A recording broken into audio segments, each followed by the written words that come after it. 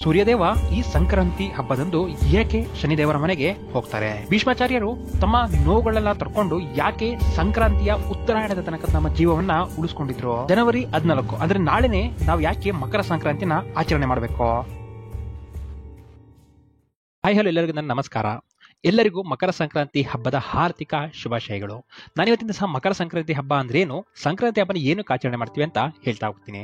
ಮೊದಲು ಸಂಕ್ರಾಂತಿ ಅಂದ್ರೆ ಅರ್ಥ ಏನ ತಿಳ್ಕೊಂಡ್ರೆ, ಸೂರ್ಯನು ಒಂದು ಜಾಗದಿಂದ ಮತ್ತೊಂದು ಜಾಗಕ್ಕೆ ಚಲಿಸೋದನ್ನ ಸಂಕ್ರಾಂತಿ ಅಂತ ಕರೀತಾರೆ. ನೀವು ಅನ್ಬೋದು, ಸೂರ್ಯ ದಿನಾಲು ಚಲಿಸ್ತಾನಲ್ವಾ ಒಂದು ಜಾಗದಿಂದ ಮತ್ತೊಂದು ಜಾಗಕ್ಕೆ, ಅದನ್ನ ನಾವು ಸಂಕ್ರಾಂತಿ ನಾಳೆನೇ ಏನಕ್ಕೆ ಸೆಲೆಬ್ರೇಟ್ ಮಾಡ್ತೀವಿಪ್ಪ ಅಂತ ತಿಳ್ಕೊಳ್ಳೋದಾದ್ರೆ, ನೀವು ನೀಟಾಗಿ ಅಬ್ಸರ್ವ್ ಮಾಡಿ. ಇಷ್ಟು ದಿನ ಚಳಿಗಾಲ ಇತ್ತು. ಈ ಚಳಿಗಾಲದಲ್ಲಿ ಹಗಲು ಕಡಿಮೆ ಇತ್ತು, ರಾತ್ರಿ ಜಾಸ್ತಿ ಇತ್ತು. ಮತ್ತೆ ನೆಕ್ಸ್ಟ್ ಬರೋದು ಬೇಸಿಗೆಗಾಲ. ಈ ಬೇಸಿಗೆಗಾಲದಲ್ಲಿ ಏನಾಗಿರುತ್ತಮ್ಮ ಅಂದ್ರೆ ಹಗಲು ಜಾಸ್ತಿ ಇರುತ್ತೆ, ರಾತ್ರಿ ಕಡಿಮೆ ಇರುತ್ತೆ.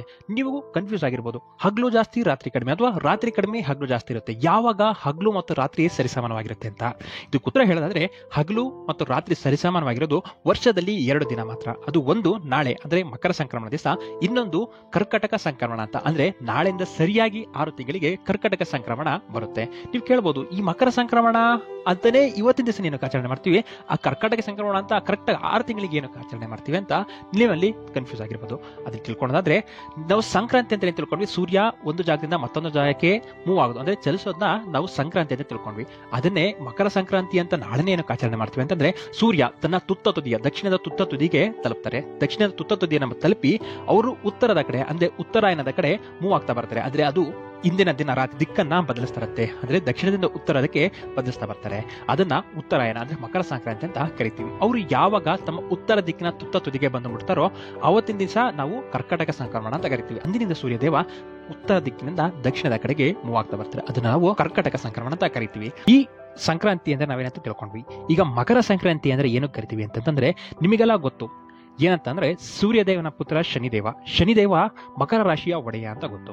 ಸೂರ್ಯದೇವ ಇಂದಿನ ದಿನ ಅಂದ್ರೆ ಮಕರ ಸಂಕ್ರಮಣ ದಿವಸ ತನ್ನ ಪುತ್ರನಾದ ಸೂರ್ಯದೇವನ ಪುತ್ರನಾದ ಶನಿದೇವರ ಮನೆಗೆ ಪ್ರವೇಶಿಸ್ತಾರಂತೆ.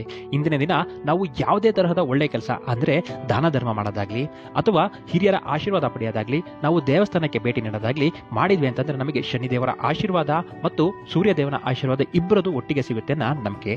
ಈ ದಿನ ಅಂದ್ರೆ ಈ ಉತ್ತರಾಯಣ ದಿನ ಎಷ್ಟು ಶ್ರೇಷ್ಠವೆಂದರೆ, ನಮಗೆ ಮಹಾಭಾರತದ ಕಥೆ ಗೊತ್ತೇ ಇದೆ. ಮಹಾಭಾರತದ ಕಥೆಯಲ್ಲಿ ಶರಶಯದಲ್ಲಿ ನೋವಿನಿಂದ ಮಲಗಿರ್ತಕ್ಕಂಥ ಭೀಷ್ಮರು ತಮ್ಮ ಪ್ರಾಣ ತ್ಯಾಗವನ್ನ ಮಾಡಿದ ದಿವಸ ಈ ಉತ್ತರಾಯಣ ದಿನ ಅಂದ್ರೆ ಈ ಮಕರ ಸಂಕ್ರಾಂತಿ ದಿವಸ. ಈ ಮಕರ ಸಂಕ್ರಾಂತಿಯನ್ನ ವಿಂಟರ್ ಸಾಲ್ಸ್ಟಿಸ್ ಅಂತ ಕೂಡ ಕರೀತಾರೆ. ಇದು ಒಂದ್ ರೀತಿ ಅರ್ಥ ಆಯ್ತಂತಂದ್ರೆ ಏನಪ್ಪಾ ಅಂತಂದ್ರೆ, ನಾಳೆ ಅಂದ್ರೆ ಇವತ್ತು 13ನೇ ತಾರೀಕು, ಸೂರ್ಯನು ಇದೇ ಜನವರಿ ಅಂದ್ರೆ ಇಂದಿನ ದಿನ ರಾತ್ರಿ 12:57 ನಿರಯಣ ಮಕರ ರಾಶಿಗೆ ಪ್ರವೇಶ ಮಾಡ್ತಾರೆ. ಈ ವೇಳೆಗೆ ರಾತ್ರಿ ಆಗಿರೋದ್ರಿಂದ ಜನವರಿ 14ರಂದು ಮಕರ ಸಂಕ್ರಾಂತಿಯನ್ನು ನಾವು ಆಚರಿಸ್ತೇವೆ.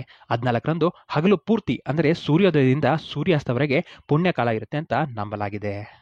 ಅದಲ್ಲದೆ ಈ ಮಕರ ಸಂಕ್ರಾಂತಿಯನ್ನ ಬೇರೆ ಬೇರೆ ಪ್ಲೇಸಲ್ಲಿ ಅಂದ್ರೆ ನಮ್ಮ ಇಡೀ ಭಾರತದಾದ್ಯಂತ ಆಚರಣೆ ಮಾಡ್ತಾರೆ. ಅದು ನಾವು ನಮ್ಮ ಕರ್ನಾಟಕದ ಕಡೆ ಸಂಕ್ರಾಂತಿ ಹಬ್ಬವನ್ನ ಮಕರ ಸಂಕ್ರಾಂತಿ ಅಂತ ಕರಿತೀವಿ. ಇದನ್ನ ಏನ್ ಮಾಡ್ತೀವಿ ಅಂತಂದ್ರೆ, ನಾವು ಎಳ್ಳು ಬೆಲ್ಲವನ್ನ ತಯಾರು ಮಾಡಿ ಅದನ್ನ ದೇವಸ್ಥಾನದಲ್ಲಿ ದೇವರಿಗೆ ಅರ್ಪಣೆ ಮಾಡಿ ಹಾಗೂ ಅಕ್ಕಪಕ್ಕದ ಮನೆಗೆ ಎಳ್ಳು ಬೆಲ್ಲವನ್ನ ಹಂಚೋದ್ರಿಂದ ನಮಗೆ ಪುಣ್ಯ ಸಿಗುತ್ತೆ ಅಂತ ನಂಬಲಾಗುತ್ತೆ. ಅದಲ್ಲದೆ ಸಂಜೆ ಆಯಿತು ಅಂದ ತಕ್ಷಣಕ್ಕೆ ಪಂಜನ್ನ ಎತ್ತು ಮತ್ತು ಸಾಕಿರ್ತಕ್ಕಂಥ ದನ ಕರುಗಳನ್ನ ಪಂಜನ ಆರಿಸೋದ್ರಿಂದ ನಾವು ಈ ಸಂಕ್ರಮಣ ಹಬ್ಬವನ್ನ ಪೂರ್ಣಗೊಳಿಸ್ತೀವಿ. ಅದೇ ರೀತಿ ನಾವು ತಮಿಳುನಾಡಿನ ಕಡೆ ಬಂದ್ವಿ ಅಂತಂದ್ರೆ, ತಮಿಳುನಾಡಿ ಕಡೆ ಇದನ್ನ ಬೋಗಿ ಅಂದ್ರೆ ಹೊಸ ಬಟ್ಟೆಗಳನ್ನು ಧರಿಸೋದು, ಮತ್ತೆ ಪೊಂಗಲ್ ಅಂದ್ರೆ ಇದನ್ನ ಸಮೃದ್ಧ ಸಂಕೇತವಾದ ಹಾಲು ಬೆಲ್ಲಗಳಿಂದ ಪಾತ್ರೆಯನ್ನು ಕುದಿಸಿ ಉಗ್ಸಲಾಗುತ್ತೆ.